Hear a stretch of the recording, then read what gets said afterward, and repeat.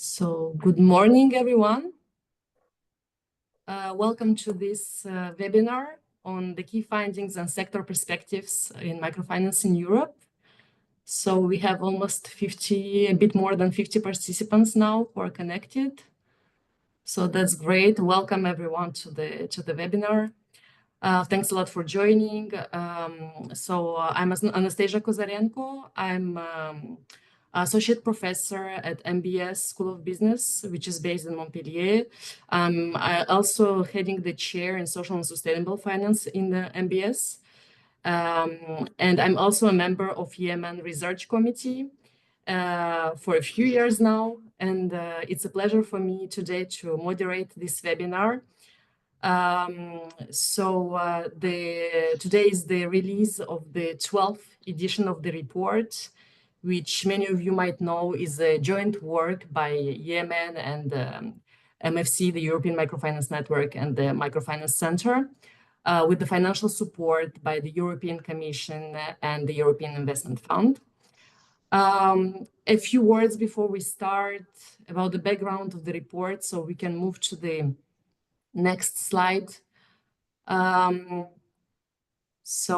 As I was mentioning, it's the 12th edition, but it's the 6th one, which is developed by Yemen and the MFC.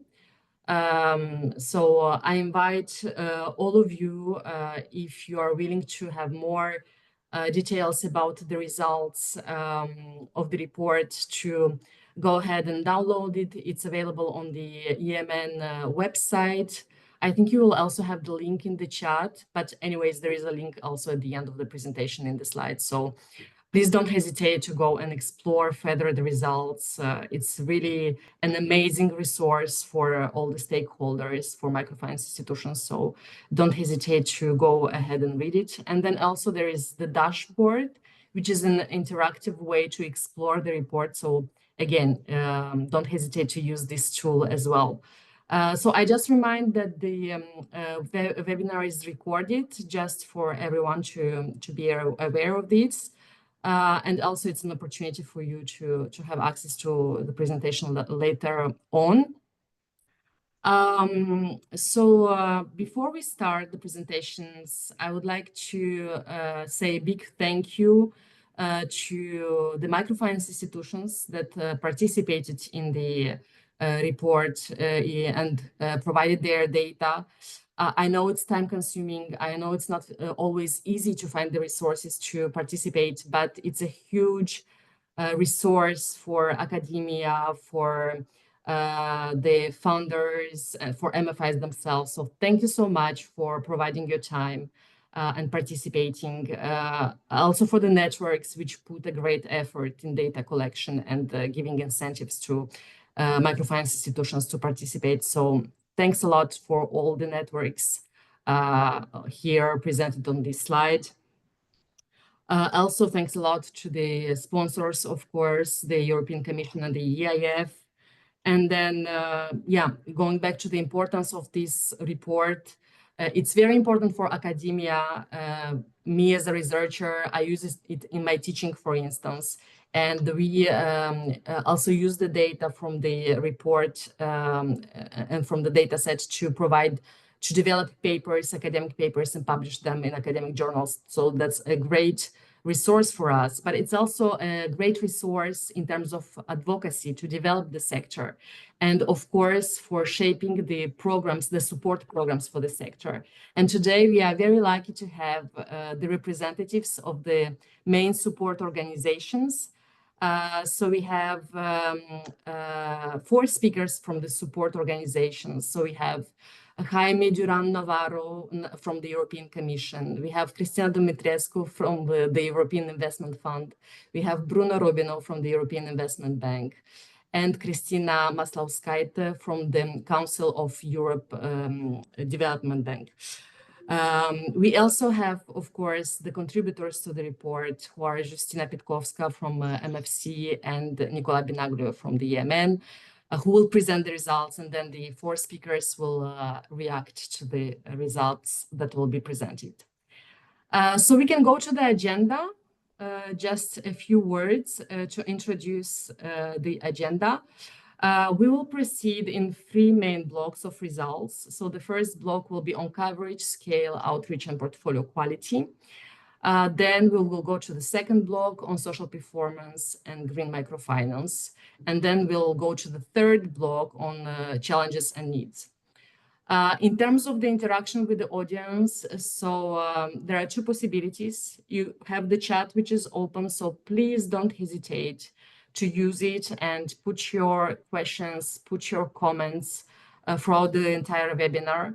If we have time, we might address some of your questions during the webinar. Otherwise, we also have a Q&A session of 15 minutes at the end of the presentations, where we will have the opportunity to address some of the questions. And also, if you wish to raise your hand and ask your question directly, don't hesitate to do so. I guess we can start with the first block on scale and outreach, which will be presented by Justyna Pitkowska. Justyna, the floor is yours. Thank you. Good morning, everybody. Let's start the presentation with a few words about the methodology. We collected the data through a survey which was circulated among microcredit providers, and for the simplicity, we call them all microfinance institutions, although they are engaged in microfinance provision to varying degrees. Most of them are fully committed and focused only on microfinance provision, but we also have some institutions which provide microfinance as part of their activities and services to the other segments of businesses and populations. Survey is about microfinance in Europe, and it covers countries which are EU member states, but also candidate and potential candidate countries, as well as EFTA countries. We collected the data in the second half of 2024, and the data refer to the end of 2023. How do we define microfinance? Microcredit is about 2 types of loans: business microloans, which serve the purpose of supporting business needs, and they can be disbursed either to natural persons or legal entities, and the maximum size of the loan at the disbursement time is 50,000 euro. But we also have personal microcredit, and these are microloans which are disbursed for the purpose of supporting personal and household needs, such as education, mobility, housing, and such loans are below 25,000 euro at disbursement.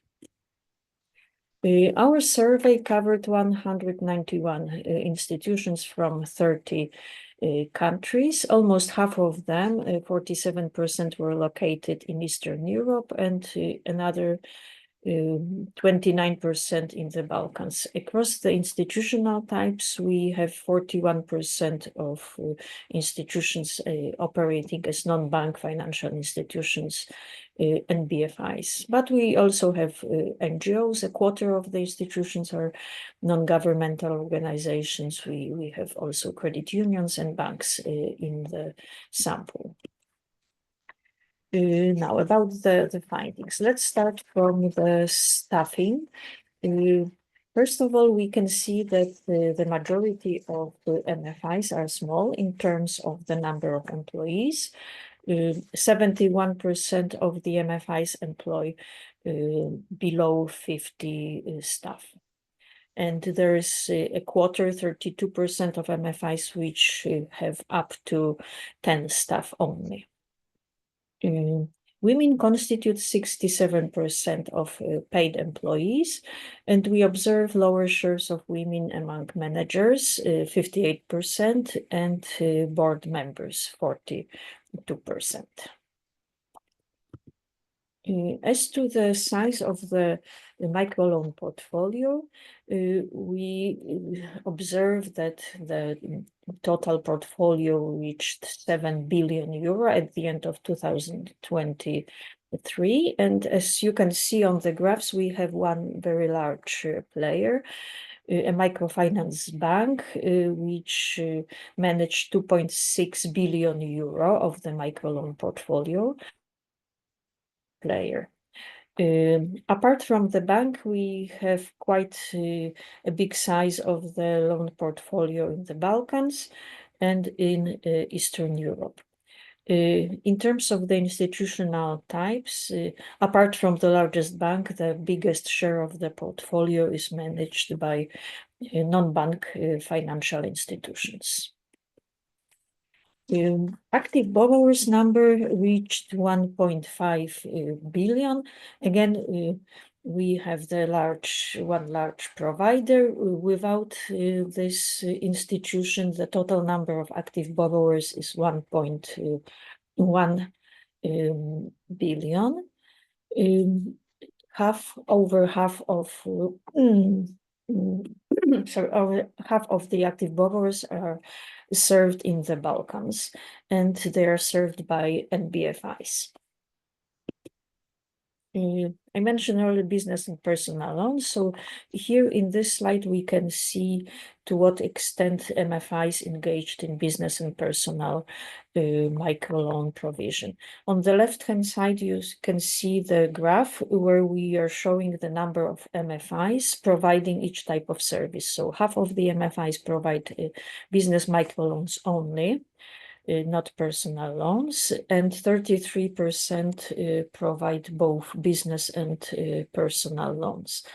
And altogether, business loans constitute 70% of the gross microloan portfolio, and we excluded the largest, we excluded the largest bank from this calculation so that it doesn't overshadow the picture of the other institutions.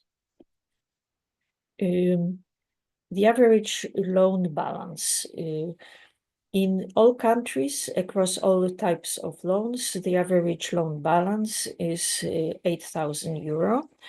Personal loans are smaller, on average 3,000 euro, and business loans are on average 12,000 euro. And as you can see, both business and personal loans on average are well below the threshold of 50,000 for business and 25,000 for personal microloans. Non-financial services are provided by 68% of the institutions, and such non-financial services are training, consulting, coaching to existing businesses, to startups, aspiring entrepreneurs, and also to individuals. And in case of individuals, non-financial services usually refer to personal or household budget management. Portfolio quality of the institutions. We used portfolio at risk 30 indicator, which showed that on average the portfolio at risk is at 12%.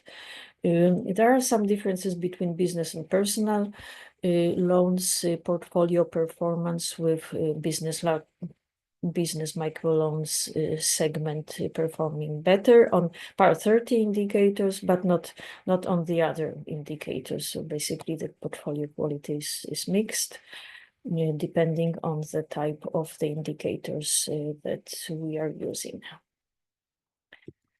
And now for those who are interested exclusively in microfinance in the EU member states, here is the brief summary, which excludes the largest bank. So in short, microfinance in the EU countries is seen in 22 member states. We captured the information from 128 institutions. The vast majority of them are very small, with up to 50 staff. The total gross microloan portfolio is 2.4 billion, and they served over 300,000 borrowers. The vast majority of the portfolio is in business lending, and most of the MFIs provide non-financial services in addition to microloans. And the portfolio quality par 30 indicator is at 14%. How does it compare to the non-EU countries? There is a smaller number of institutions in non-EU countries. They are usually a bit bigger. Their portfolio is at almost 2 billion, which is a bit smaller compared to the EU total, but they serve a bigger number of borrowers. They provide both business and personal loans, and the personal microloan portfolio constitutes a significant share of the total portfolio. They are less often engaged in the provision of non-financial services, as less than half of them have any type of training, consulting, mentoring, or so on. And the portfolio quality is better in non-EU countries compared to the EU member states.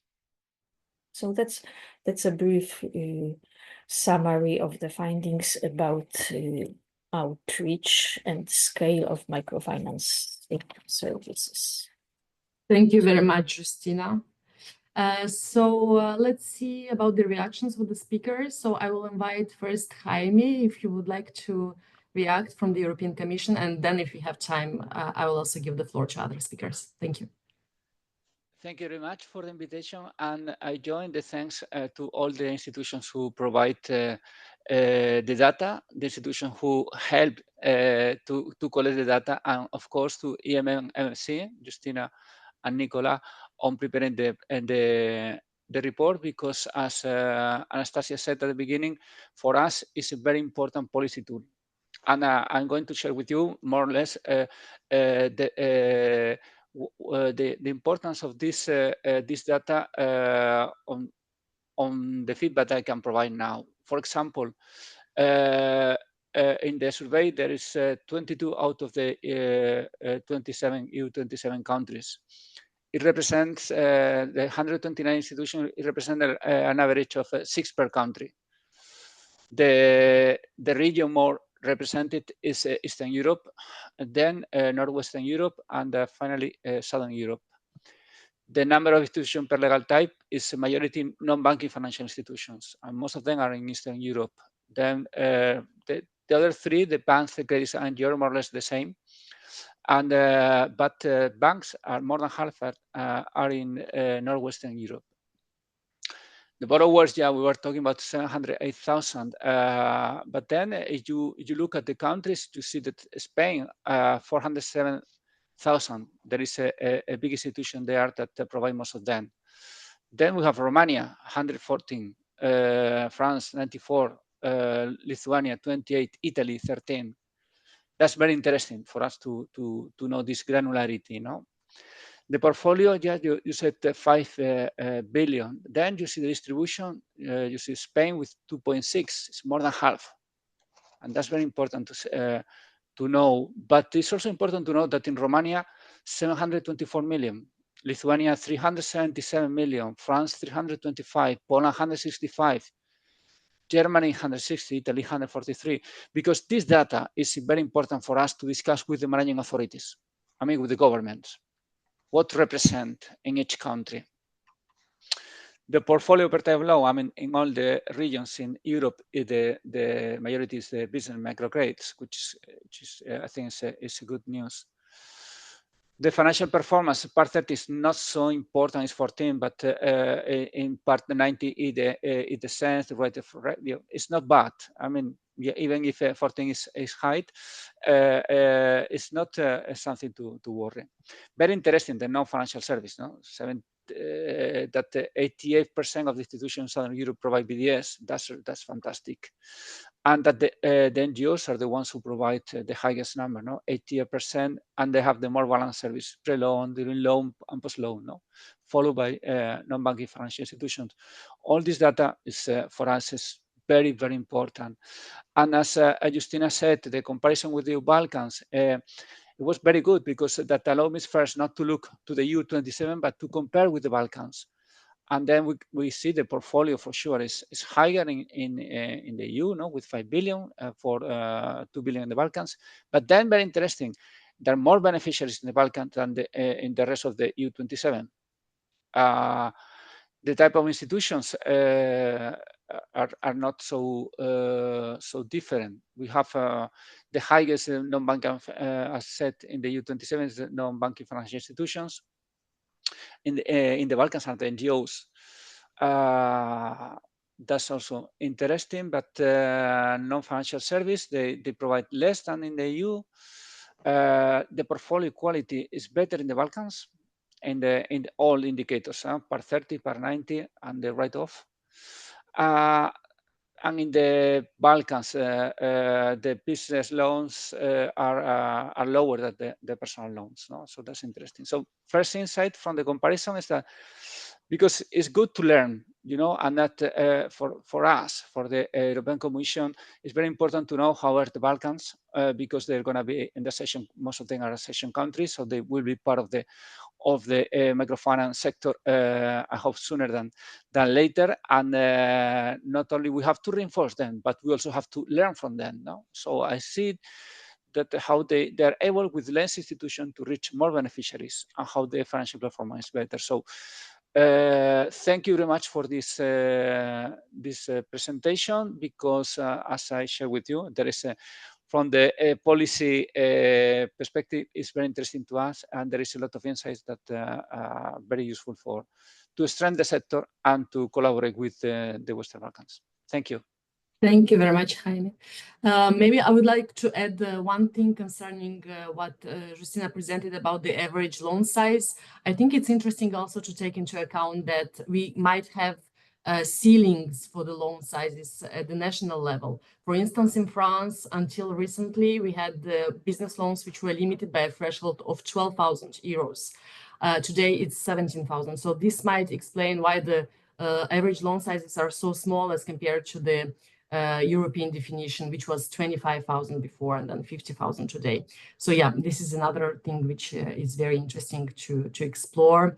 And yeah, thanks a lot, Jaime, for your feedback, which is a feedback more from a regulator or somebody who shapes or designs the support programs and uses the data as a policy tool. So it's very interesting to have this perspective. Let's see from the speakers from EIF, EIB, or CEB, we have any reactions. Otherwise, we can also move to the chat. Christina or Bruno, if you would like to react. Christina first. I was thinking there are I forgot the number, to be honest. 1 million and something entrepreneurs served, mentioned in this survey. 1.5. 1.5. Thanks a lot, Bruno. 1.5 million entrepreneurs served. But if I recall the missing entrepreneurs study prepared by OECD, in the last publication 2 years ago, I think, they mentioned the missing entrepreneurs in Europe are in the range of about 7 million. So there is a huge market potential there that should somehow be tackled one day.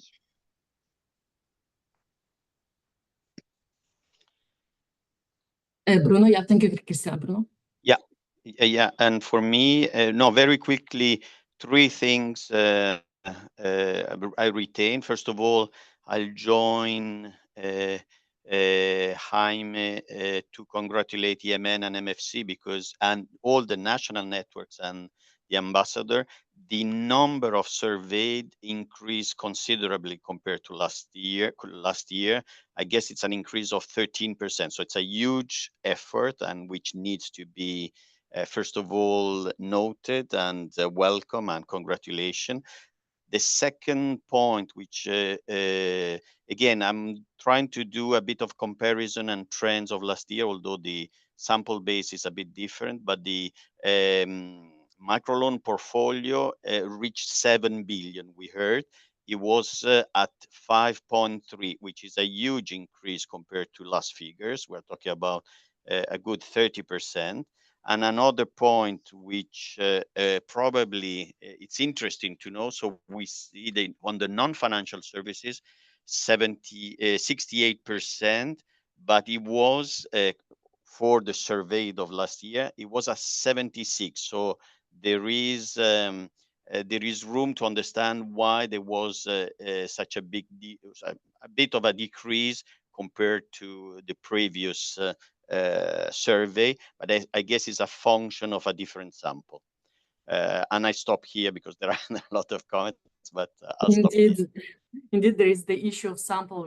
Unfortunately, we don't have the same MFIs from one survey to another, so we cannot really have a panel data set, but yeah, it's already great, as I mentioned, to have 191 MFIs participating. I completely agree. Thank you very much for your feedback. I guess we can move to the second block of the results on social performance and green microfinance. And now I give the floor to Nicola.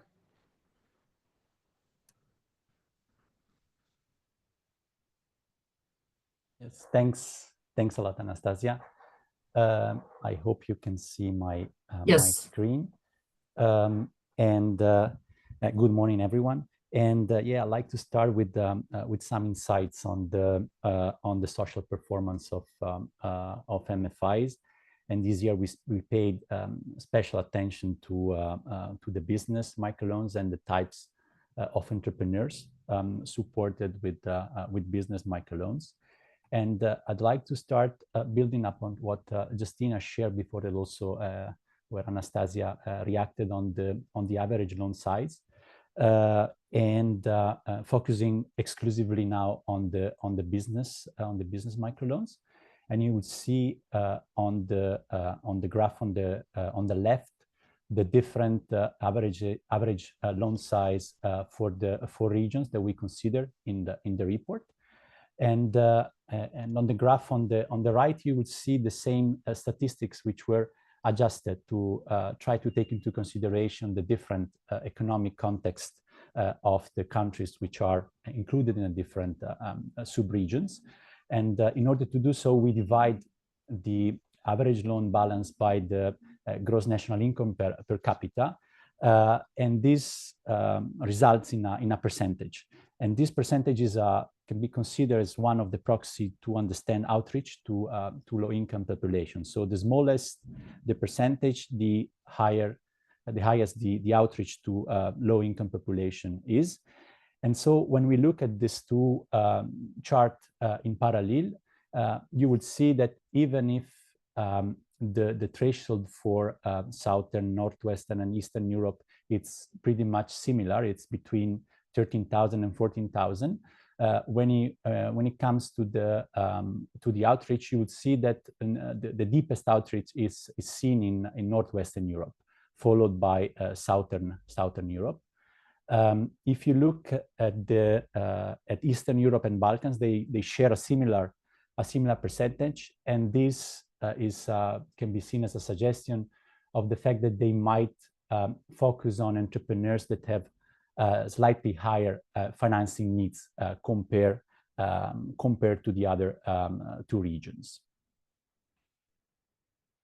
If we now try to look closely at the type of business clients that are served by MFIs, what stands out from the survey is the fact that, and it's kind of a confirmation, the fact that MFIs primarily serve the smallest entrepreneurs. On average, 53% of the business clients of MFIs are individual entrepreneurs. And for the individual entrepreneurs, we mean self-employed people, informal business owners, and farmers. The second most common category are small enterprises with less than 5 staff. And on average, 35% of the business clients are a small enterprise with less than 5 staff.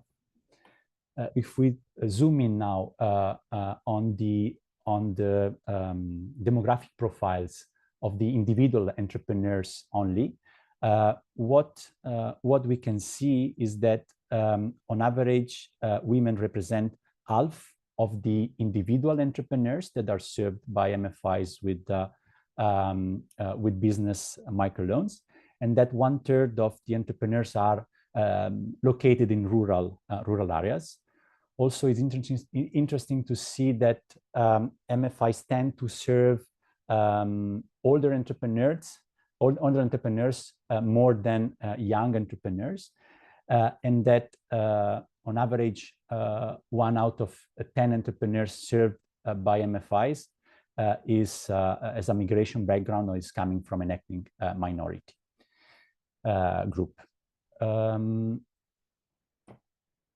this edition of the survey, we not only focused on the characteristics of the entrepreneurs, but we also wanted to see if and how MFIs are tracking the impact of their work on the entrepreneurs they support and also on the households that they support.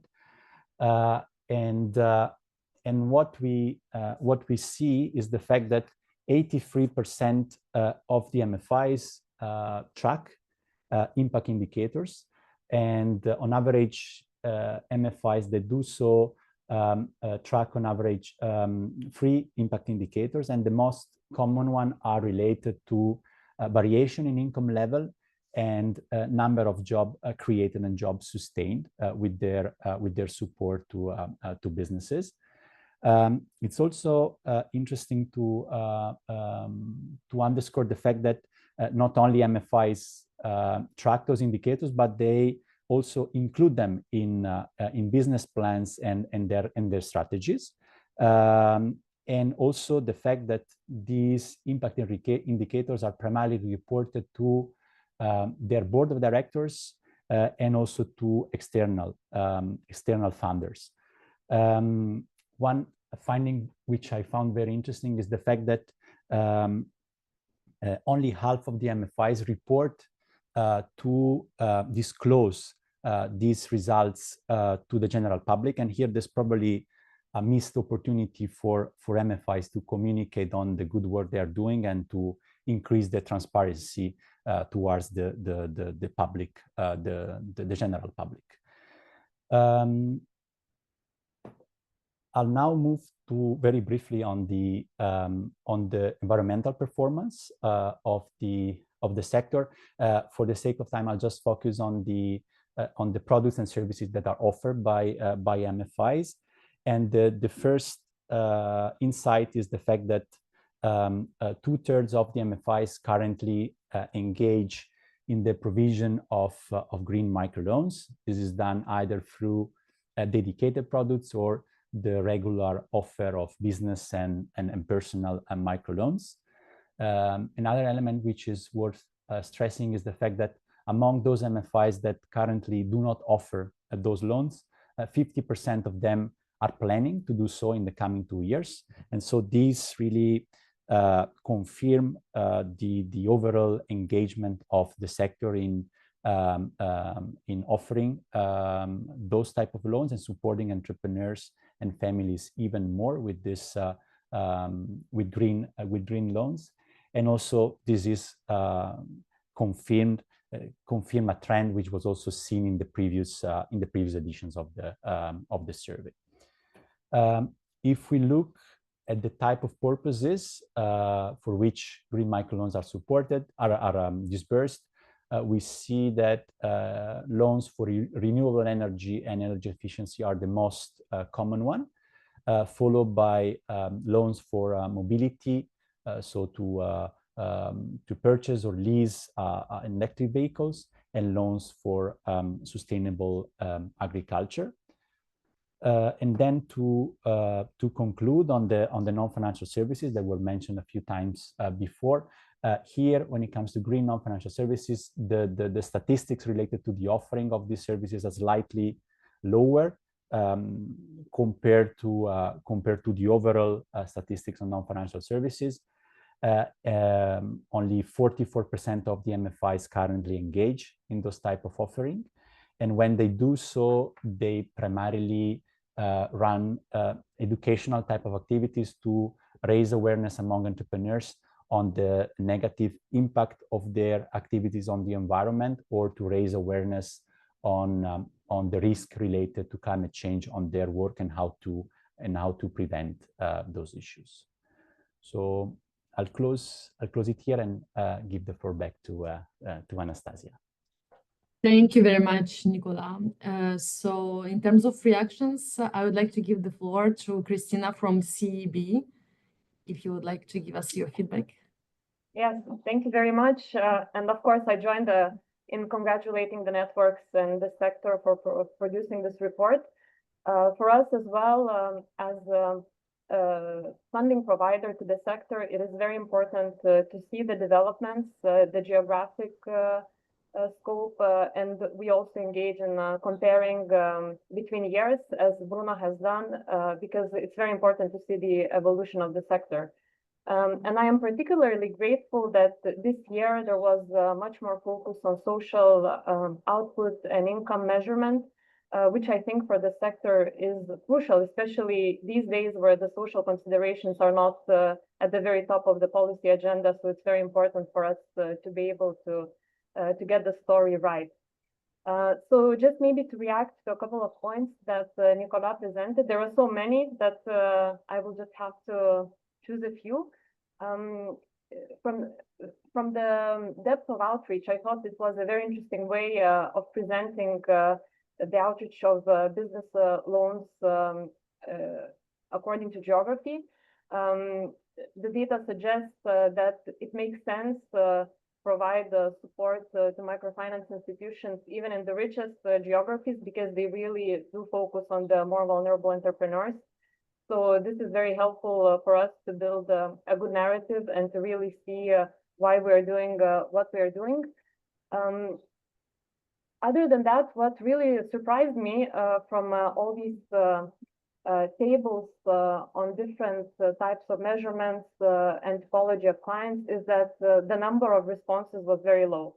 So if we speak today of the overall survey of 191 microfinance providers, here we see the response rate of 40-32.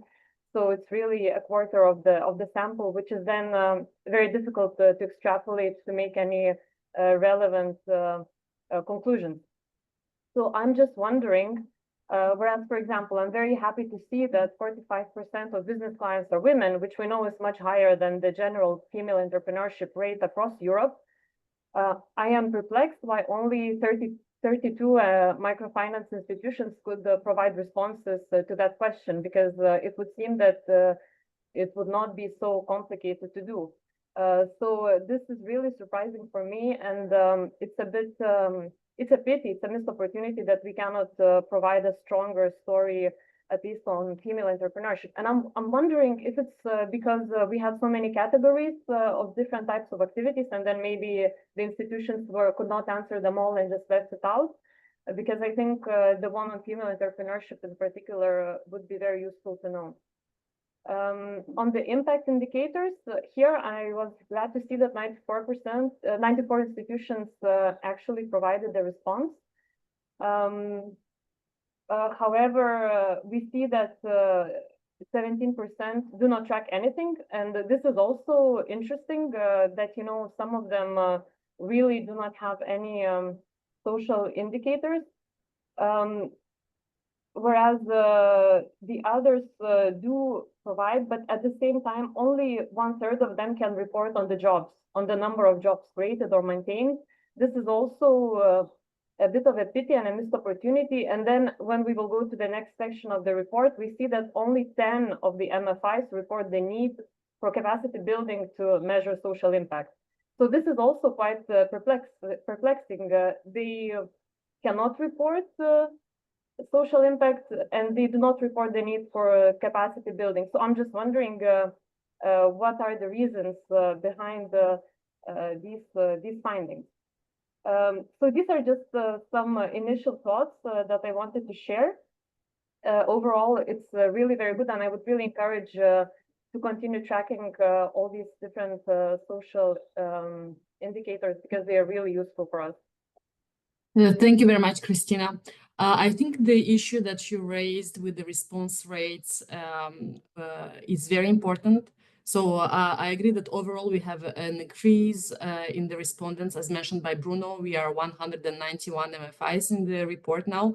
But when you go to particular questions and the ones which seem quite easy to answer, like the proportion of female borrowers or entrepreneurs, we indeed have a drop in the respondents. So because it's such an important issue, maybe I can ask Nicola or Justina if you have any explanation or any intuition about why do we have this drop in the responses for particular specific questions.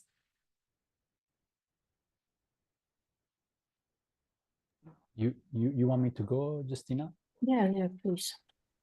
Yeah, one of the explanations can be related to the different tools that we prepare in order to gather responses. And you know, it's we have different target groups when we send out this our questionnaire. We have organizations where we have closer contact, whilst others are less, let's say, engaged, and therefore we try to design free, a questionnaire of different length in order to maximize the number of responses that we can get. But obviously, some of the questions are not included in the free type. Were not included in all the free type of questions that were sent out to MFIs, and that might explain some drop in the response rate. So this is, of course, part of a reflection that we should have also all together with the stakeholders on how we want to manage this, the trade-off between having very a big number of organizations responding, and also many topics that we want to explore, and keeping a high response rate for all these topics. This is, I think, we will invite also our partners to join this reflection and to strategize a little bit on how we want to take care of this in the coming editions. And please, Justina, feel free to complement what I just said. Yes, if I may add that we also observed survey fatigue among the MFIs, which report to so many stakeholders and participate in so many surveys and research activities, interviews, that they find it hard to answer to all the requests. So we try, of course, we try to send all the questions to many MFIs, but then seeing no reaction or limited reaction, we try to shorten the questionnaire to get the information to the basic data requests, like portfolio, generally the size of the MFI. And we don't ask them for more detailed questions, even if, as Anastasia said, they're very easy to answer. They still require attention, sometimes checking in the data set, sometimes reflecting or asking the other people for their opinion if we have questions related to the plans for the future, preferences, attitudes.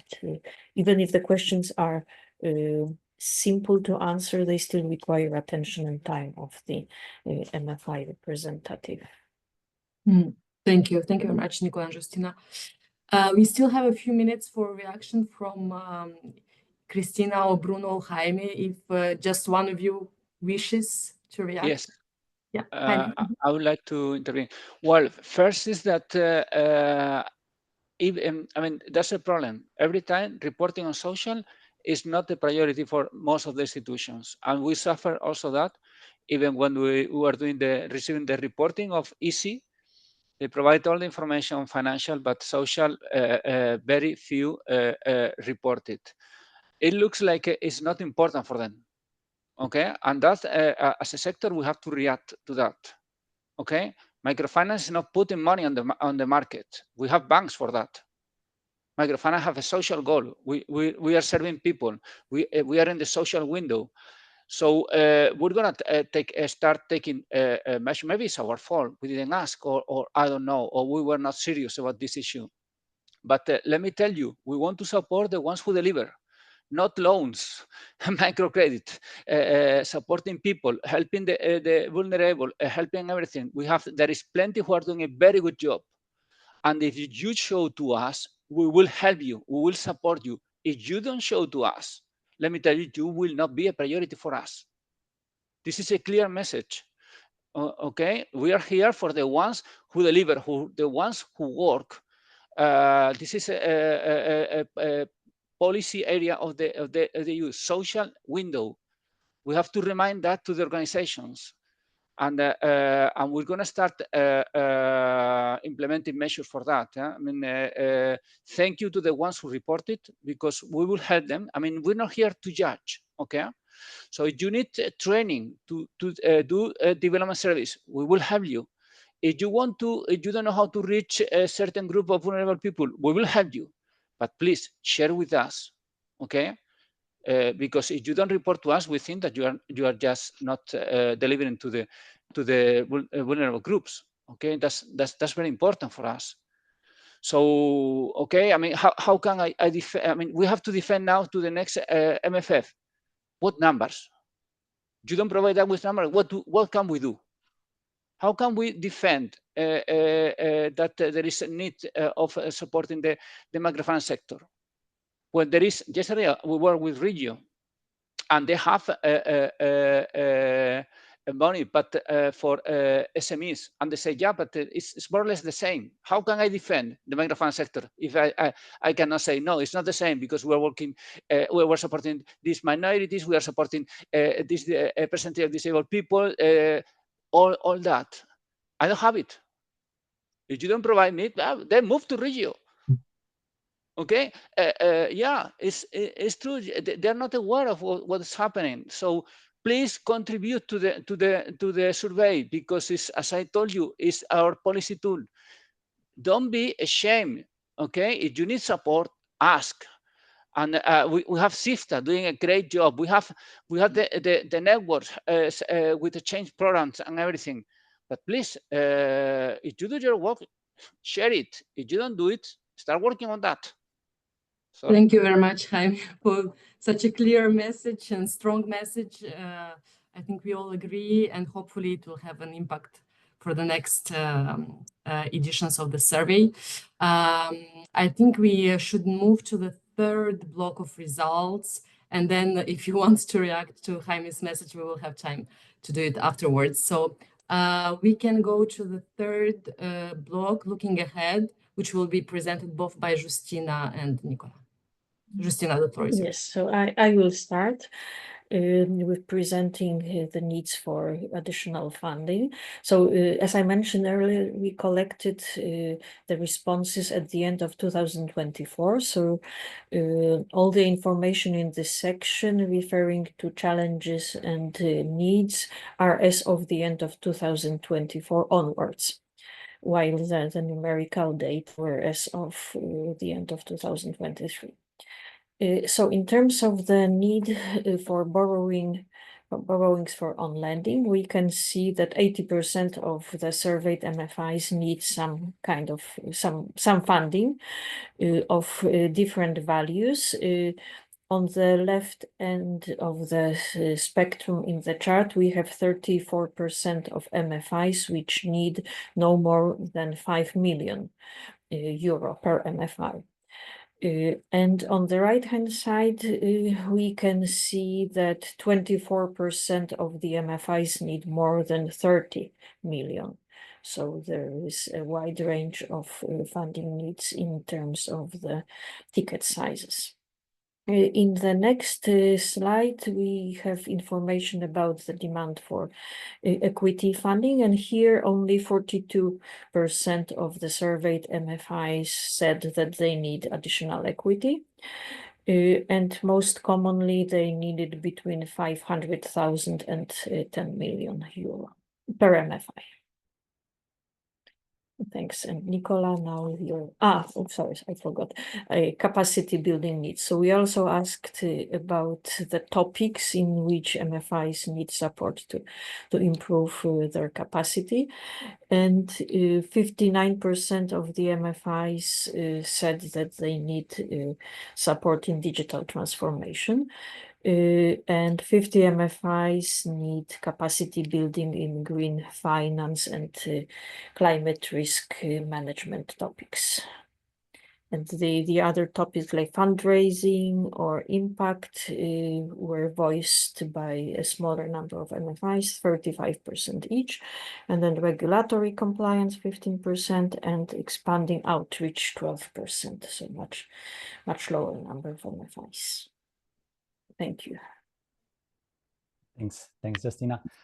So here I'd like to continue this part by sharing some insights related to challenges and needs related to impact assessment and green microfinance.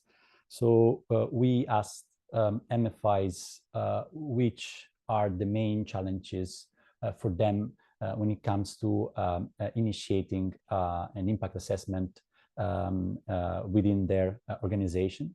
And what we can see as main reason, as main challenge for MFIs is related to data availability and quality. So MFIs do struggle when it comes to engage clients in providing data, 59% of them.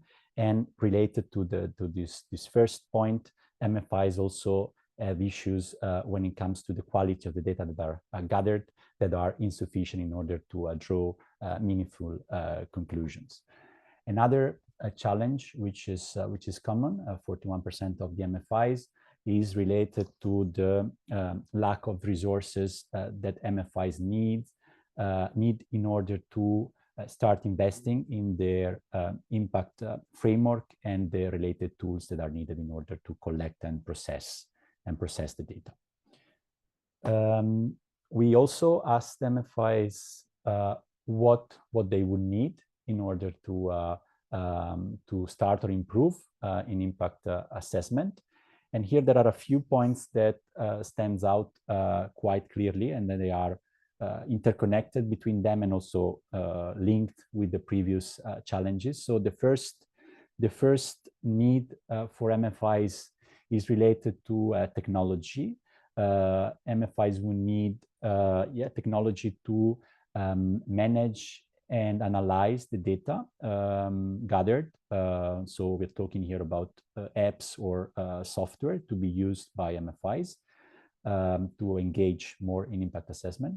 The second type of support needed would be some sort of financial support to pilot their initiatives around impact assessment, to refine them and also to refine the processes related to these initiatives. And then the other 2 points which are quite common, are related to the strengthening of the skills, of the internal skills of the organizations. So this can be done either through capacity building or by hiring external people that can support MFIs in building their impact frameworks.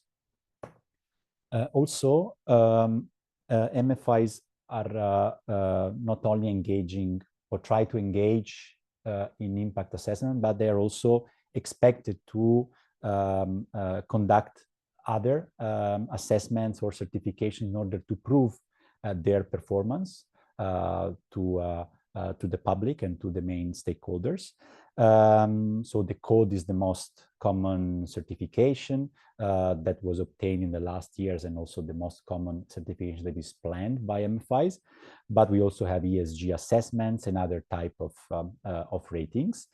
So what we see here is that access to external resources is really key in order to facilitate the implementation of those certifications by MFIs. Only 28% of the MFIs have the internal resources to cover the cost related to certifications and assessments. whilst the rest of the MFIs have to rely on fully on external resources, 45%, or a combination between internal and external resources. So there's a sort of tension between the need to demonstrate the impact and also the resources that are needed in order to perform these certifications, and this might be an issue in particular for the smallest organizations.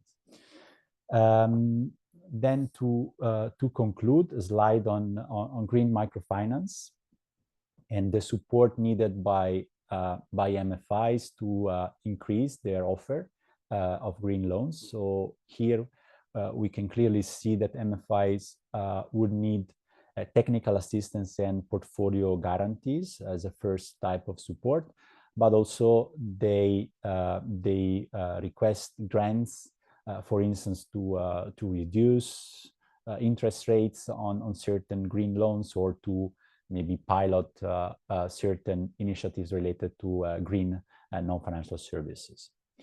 So I'll close here and give the floor back to Anastasia. Thank you very much, Justina and Nicola. So I would like to give the floor to Christina from EIF and Bruno from EIB. Thank you so much, Anastasia, and thank you so much for the invitation, actually, to react to these findings of the survey. It was mentioned before a couple of times. This survey is actually the only source of data for the microfinance in Europe, and not only it's the only source of data, but it proves limited, as Jaime said, but it proves the very good work that is done by the microfinance institutions on the ground and their outreach to low-income populations or to vulnerable groups. And if I may, before going into commenting on the funding needs, relating to what, or complementing to what Jaime mentioned earlier, I think we are, all the stakeholders, we are working towards making microfinance and social finance in general as a kind of a mainstream financial market. Seeing the numbers presented today, I think we are no longer the Cinderella of the financial sector. On the contrary, we are somebody that is proven to foster, to support financial and social inclusion through entrepreneurship. And I think this is the role of the sector and the role of the networks to show off, because you have all the reasons in the world to be proud of your work, and you should have show off your work and your results. Now, specifically on the funding needs, one of my surprises was that 58% of the responding MFIs do not need equity. And the other surprise, but probably something that should have been expected, is the very high heterogeneity of the funding needs for the MFIs. I think if we are looking into the graph, there are almost 10, if not more, ranges of the needs that are indicated by these MFIs. And this is only a proof of the variety, of the diversity of the players in this market. And I think another reason for this diversity of the needs relates to the business model. And probably it would be nice to consider for the next year's survey, going a bit deeper into this question and to understand the funding structure by type of institution, understanding the funding structure and the funding needs by geographical distribution. An NGO will not need equity by its legal structure. A large bank probably will not be that interested in the equity to be provided. But an MFI, a credit union probably, they will be interested not only in the funding to support their own lending, but also on additional equity, on additional capital strengthening product to support their further growth and further outreach to more entrepreneurs. Then, if I may, I strongly believe that the needs for different debt products like senior or subordinated loan should also be analyzed. Because in my opinion, a subordinated loan is the product that responds in a way to both funding needs of the institution, boosting the lending capacity on one side, and through the tier 2 or tier 2-like features of the product, the subordinated loans supports the capital strengthening and the deleveraging of the institution, which allows for additional funding, additional lenders to come in and boost their liquidity profile. I will stop here not to monopolize the discussion. Thank you very much, Christina. Bruno? So let's start with the funding needs. Maybe to demonstrate what I wanted to say, maybe we can go back to that slide if technology allows us. That was not foreseen, I can see. All the okay, so there, yeah, of course, is striking that 20% doesn't have borrowing needs or for the future. But the first exercise is that at least 33% need between 500,000 and 10 million, and 30 above 10 millions. Let's start with the 30% above 10 millions. And I did a very rough and absolutely not scientific calculation. Let's say that the average of these three categories, 10 to 30, 30 to 50, and above 50, is around 30 million. And this basically, if you multiply, creates or come up with a market gap only for this of about 800 million. If we do the same exercise for the category 500,000 to 1 million, 1 million to 5 million, and 5 million to 10 millions, there, and we say that an average would be 3 million, there we are almost 100 million. So a very quick calculation of a market gap of 1.1 billion, so which is huge, which is significant, which is important. I guess this figure is growing. Of course, it's very difficult to track because it's not the same basis for every survey. Let's move to the capacity building. And needless to say that not only EIF, but also EIB is more and more, and thanks to this survey, more aware of this market gap. Funding, let's go to the capacity building needs. Yeah, actually, this one is good. So I can see that capacity building needs are so related to digital transformation, green finance are among the most. And happy to say that a good portion, not only of these two, but also of the other bars, are somehow covered by the capacity building services provided either on a bespoke basis or through seminars and webinars through the Socially Inclusive Finance Technical Assistance Program. Maybe going to the next slide, it is important to say that if there are other needs, particularly from MFI, so I'm seeing low internal capacity to identify relevant impact, insufficient data quality availability, maybe to signal at the moment of entering into the SIFTA program for the MFI, to signal these needs, and will try to adapt, to be flexible within the SIFTA program to capture also this. The idea, and the same, if you go to the next slide, also, for example, in this case, facilitate peer-to-peer learning and capacity building to develop MFIs. These are already captured by SIFTA, but if there are other needs, my message is to signal at the moment of entering into the SIFTA program.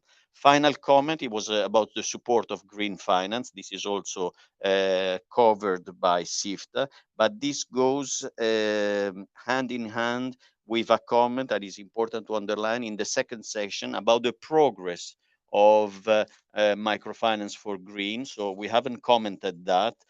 We can see quite an important progress of the green microcredits, and also of the services of the non-financial services related to green. So this also was not commented, but it was in the second section. So this my final highlights on this. Thanks.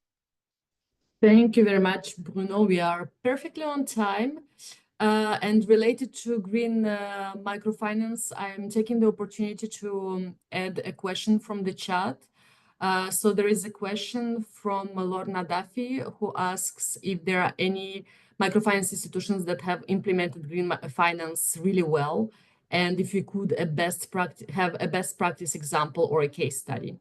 I don't know if, I guess it's a question more for Nicola and Justina, or if other speakers would like to share. Yeah, Christina, sorry. Yeah, go ahead, Christina. Thanks a lot for the question. I don't know if there is a clear green microfinance best practice, but what we have observed for the microfinance institutions that are doing rural finance or agri-finance, they are supporting certain, let's call them green practices by the farmers they are supporting, then they are financing. Probably we can indicate on separately, because the survey was anonymous and it has to guarantee the anonymity of the responders. But on a separate or offline basis, we can indicate one or another microfinance institution from both Eastern and Western Europe that have implemented this type of best practices for sustainable agriculture or sustainable biofarming. Thank you, Christina. Great, thank you. Yeah. And I mean, overall, what we've seen in the data is that the practices related to green microfinance and the offering of green microloans are particularly developed in the Balkans. So there historically there has been support, but as also the trend is growing, we can also see other examples from other countries that are more and more also presented in webinars and other conferences. So we can share some examples of some names of organizations that are particularly active in this field, if there's an interest. Thank you. Okay, That's thank really you. helpful. There is another question concerning the fintechs. So are the fintechs included in this survey or not? Yeah, I don't know who wants to answer this one. I can answer. Yes, I can answer this question. Yes, they are included. We do not exclude them from the survey if they provide microfinance as we define business microloans or personal microloans. According to our definition, we include them in the survey, and we have a few fintechs covered in the survey this year. Okay, and yeah, I guess they are not presented separately. Justina, correct me if I'm wrong, No. because it's not a legal status, right? We present by legal statuses, but fintech is a legal status.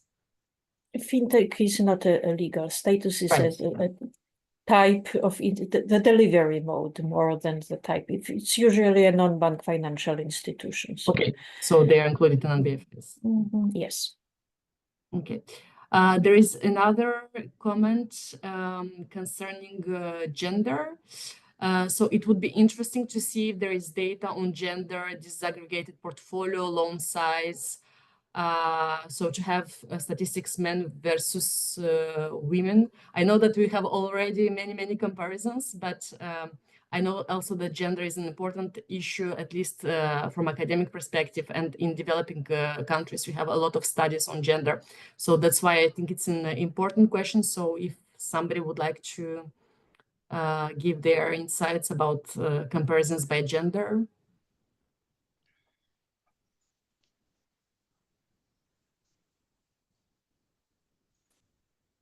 Christina?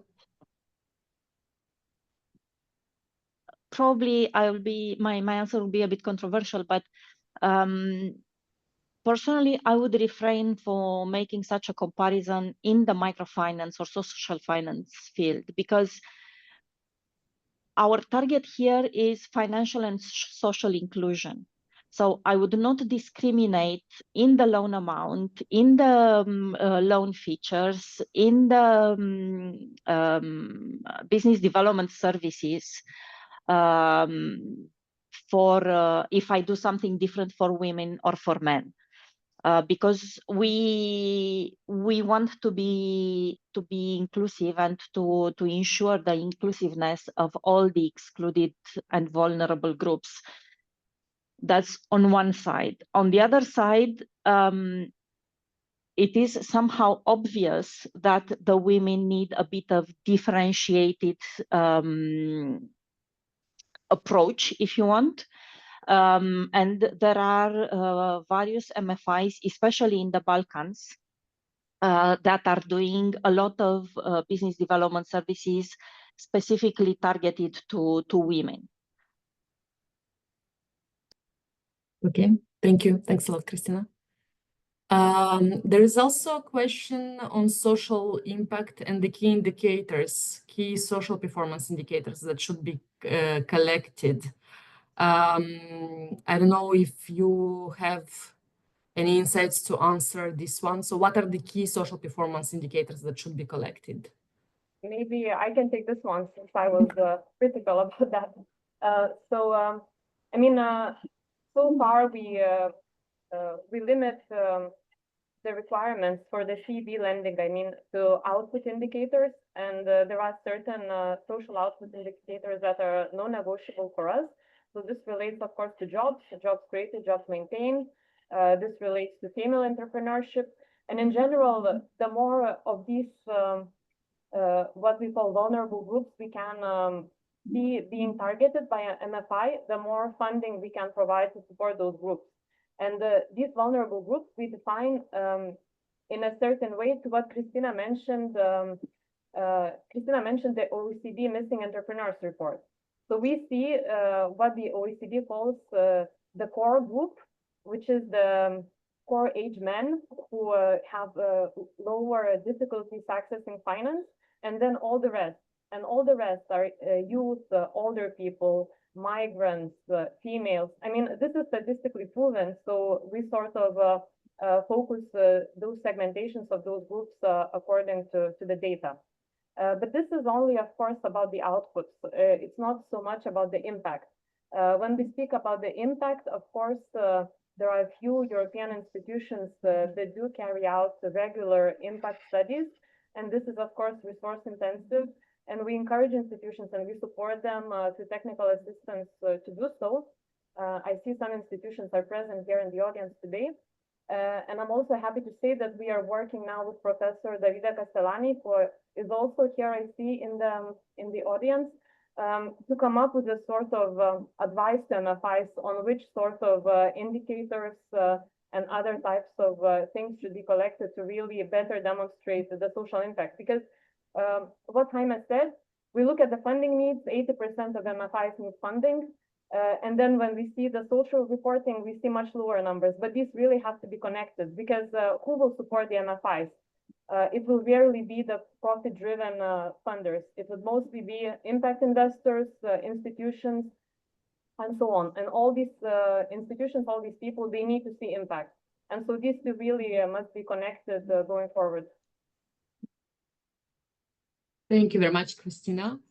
Are there any other reactions from the speakers on any of the questions that we addressed here? I don't think so. I don't see any other questions in the chat, so let's take advantage of this time to see if there's anybody from the audience who would like to raise their hand and ask a question or comment on any of the findings or discussions that we had here.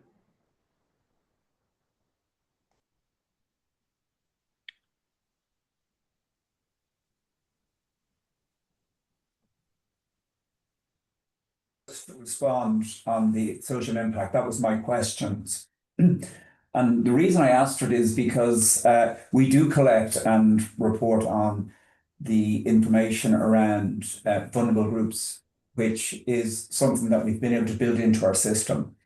But we've recently signed up for an impact assessment through the SIFTA program.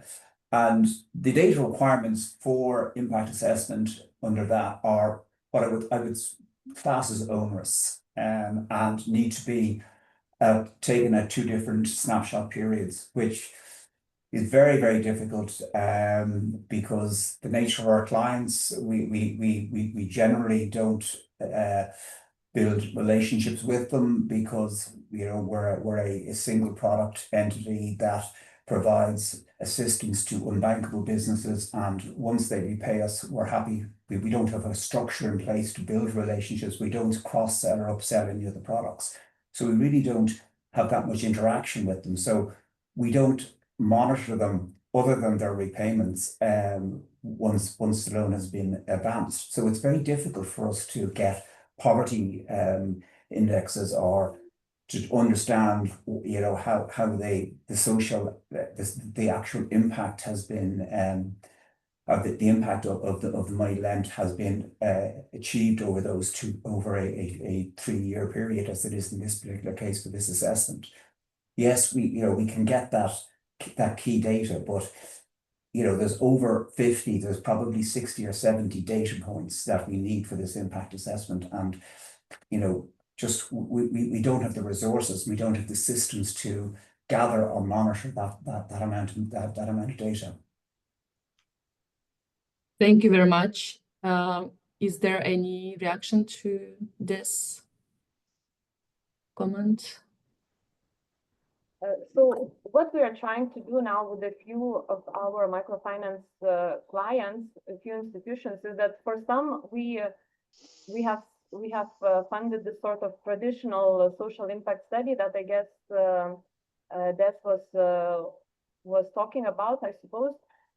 So for this, of course, this is not ideal, but it gives a nice figure of social rate of return and all these things, and it's a nice tool for the MFI to have to really show their impact. But of course, this is not a perfect science, and this is not something that can be easily tracked over time, so it's not ideal. What we have been trying to do with a few others is to really redesign, use the digital systems to redesign the way they collect data. So the data that they have from all these different sources, governmental agencies, credit bureaus, everything that they may have, tax that they pay, and all these different things, to really remodel this data using social experts and IT people and financial experts to extract something that can be used for showing social impact better. So this is something that is now ongoing, what we're trying to do, and we'll see how this pans out in the months to come. Thank you very much, Christina, for your reply. We still have time for one last question or comment from the audience, if there is any, either in the chat or if you would like to just turn on your mic. Anastasia, sorry. I would like to, because I forgot before, there is something in the report related to capacity building that I think is very, very important. And it's that most of the organizations in Eastern Europe only provide personal development services. They don't provide business and entrepreneurship development service. So for me, this is a capacity building priority. We should focus to support the institution in Eastern Europe to develop BDS and the EDS. It could be with training. It could be training the loan officers with volunteers. And this is a work that we have to do through SIFTA, maybe through the networks, but we have to support the institutions there so they can make even better work on the support to the beneficiaries, not only with the personal development service, but with the business and the entrepreneurship. So this is a gap in the market, in the capacity building market, that we have to address, to me, as one of the priority for the future. Yeah, thank you very much, Jaime. I also have a reaction in the chat along with the last comments on the social performance, that indeed it would be interesting to build a specific webinar where we discuss this important topic of social impact measurement.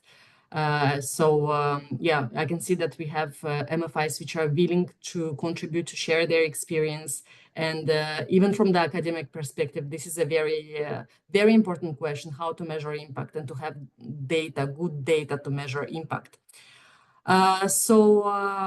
If there are no other questions, let me give the last opportunity to the audience.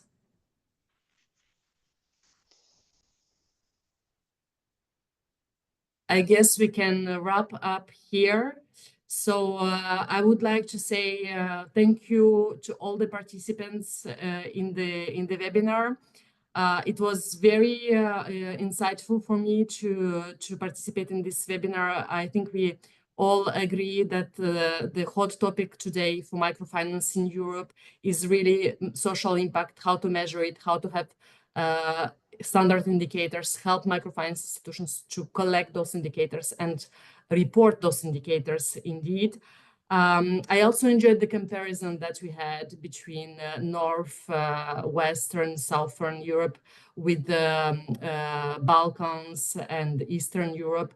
It was really interesting to see how different markets evolve, and as mentioned by Christina from EIF, to see this diversity between different microfinance institutions. So I think we have a lot of food for thought after this very interesting session.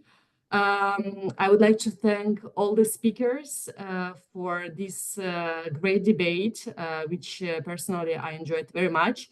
And of course, for those who are working behind the scene, such as Francesca Preve or Marie Clemence Andou, who participated to the development of this webinar and the survey.